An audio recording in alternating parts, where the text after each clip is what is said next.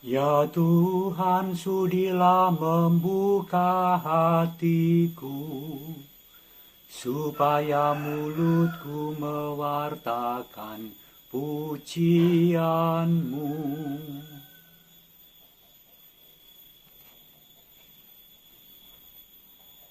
Sebab karena kasih karunia, kamu diselamatkan oleh iman. Itu bukan hasil usahamu, tetapi pemberian Allah. Itu bukan hasil pekerjaanmu. Jangan ada orang yang memegahkan diri.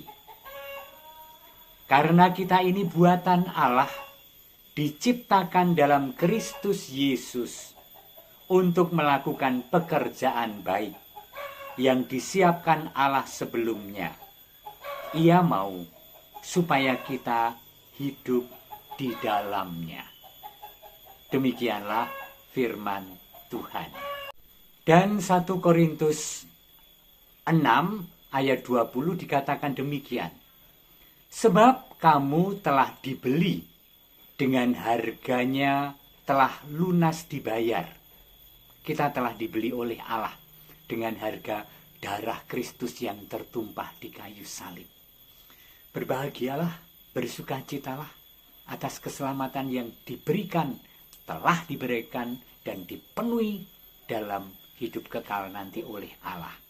Lunas dibayar dari pegadaian setan dengan penebusan, dengan tebusan yang bukan uang, bukan barang, tetapi darah Tuhan sendiri.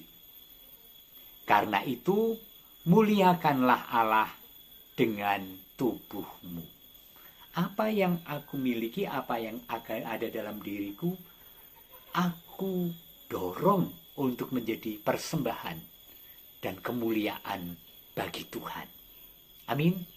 Maka 2 poin yang saya renungkan pagi ini untuk awal mula, yaitu kesadaran bahwa aku itu sangat dicintai Tuhan, ditebus dengan darahnya, dan aku bersyukur karenanya.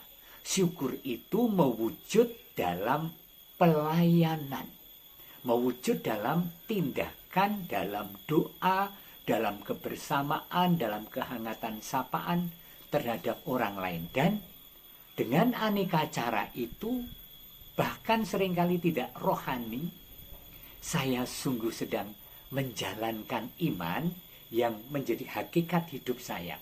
Saya ingin mengatakan, melayani, bertanggung jawab, melakukan tugas pekerjaan sehari-hari adalah hakikat dari diri seorang penderek dalam Gusti, pengikut Tuhan Yesus. Hakikat. Jadi bukan pribadiku adalah pribadi yang bersyukur karena diselamatkan, maka tambahannya sebaiknya aku melakukan pelayanan. Enggak dong.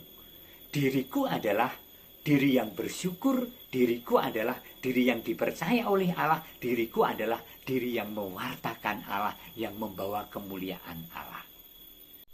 Seringkali kita salah kaprah untuk memahami kata melayani. Seolah-olah dengan mendengar kata melayani, ministry atau service, itu adalah tugas seorang imam, pendeta, pewarta Injil, suster, bruder, dan sebatas itu. Tidak. Setiap pribadi yang telah diselamatkan oleh Tuhan, otomatis ditempelkan, diimplan di dalam hidup kita adalah sukacita untuk memberikan diri untuk pelayanan.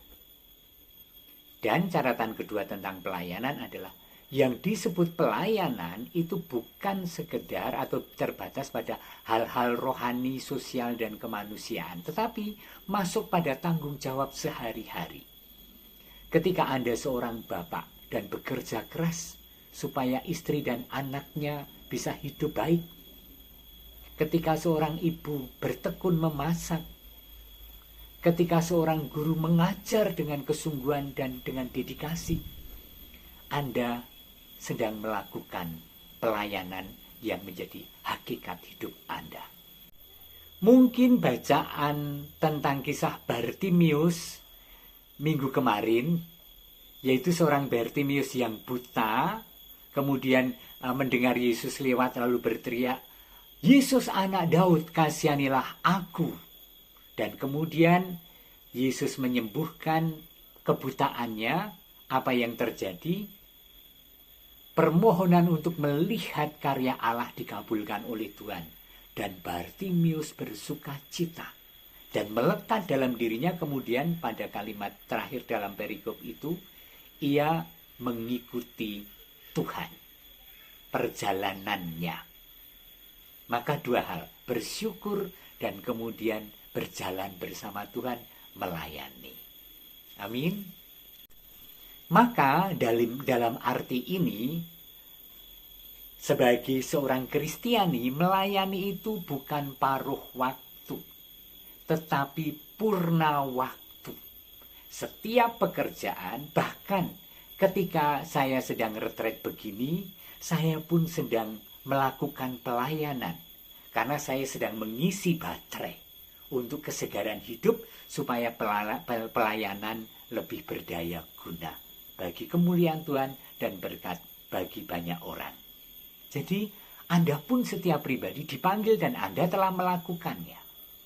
Hayatilah itu sebagai kepercayaan Tuhan dan menjadi hakikat Kristianitas kita. Injil Matius bab 20 ayat 28 difirmankan demikian. Tidaklah demikian di antara kamu. Barang siapa ingin menjadi besar di antara kamu, hendaklah ia menjadi pelayanmu. Dan barang siapa ingin menjadi terkemuka di antara kamu, hendaklah ia menjadi hambamu. Sama seperti Anak Manusia datang bukan untuk dilayani, melainkan untuk melayani dan untuk memberikan nyawanya bagi tebusan bagi banyak orang. Maka panggilan untuk tugas pelayanan adalah panggilan yang suci, murni, dan hakiki dalam kehidupan Kristen. Dan itu berlaku untuk setiap pribadi yang mengamini Tuhan. Kini kita diajak untuk merenungkan tentang tugas pelayanan apa yang selama ini sudah aku lakukan. Dan isilah dengan syukur karena itu kepercayaan Allah.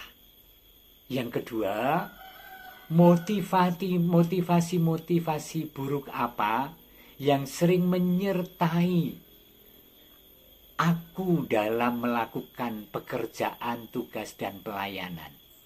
Kita mohon Roh Kudus untuk membersihkan supaya kita menjadi pribadi yang lebih tulus dan murni. Bersama saya, ayo kita merenungkan. Amin. Tuhan memberkati Anda dan keluarga, Bapa dan Putra dan Roh Kudus. Amin.